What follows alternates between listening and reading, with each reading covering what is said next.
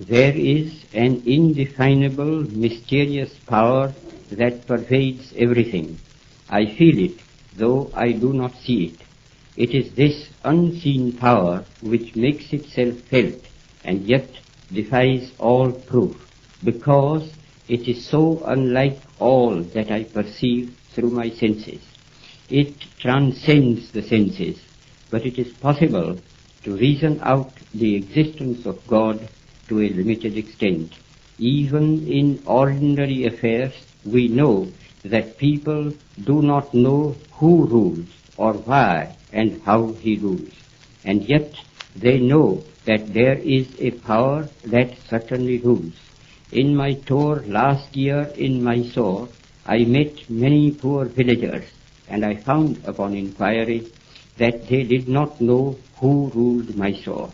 They simply said, some god ruled it. If the knowledge of these poor people was so limited about their ruler, I, who am infinitely lesser in respect to God than they to their ruler, need not be surprised if I do not realize the presence of God, the King of Kings.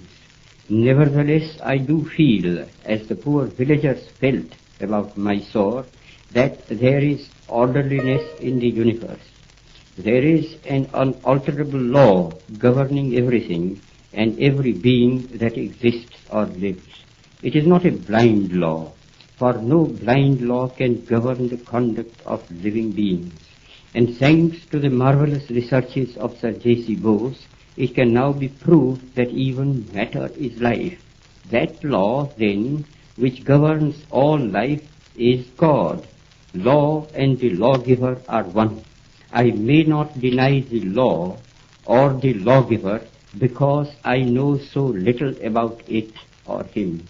Just as my denial or ignorance of the existence of an earthly power will avail me nothing, even so my denial of God and his law will not liberate me from its operation, whereas humble and mute acceptance of divine authority makes life's journey easier, even as the acceptance of earthly rule makes life under it easier.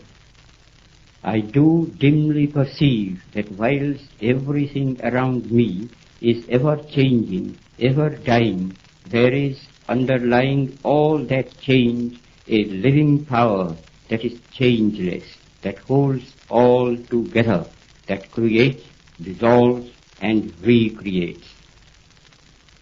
That informing power or spirit is God, and since nothing else that I see merely through the senses can or will persist, he alone is.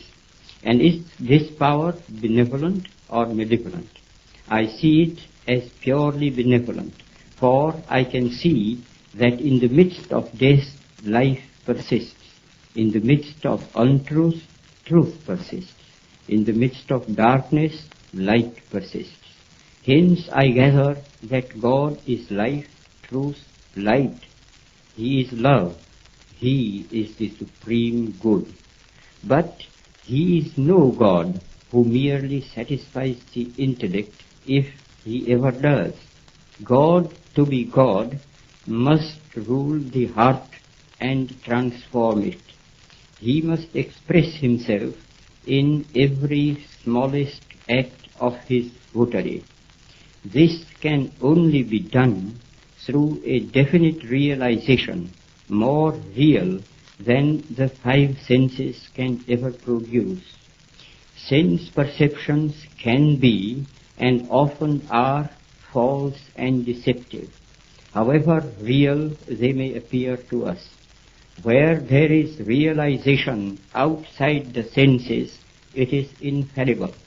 It is proved not by extraneous evidence, but in the transformed conduct and character of those who have felt the real presence of God within.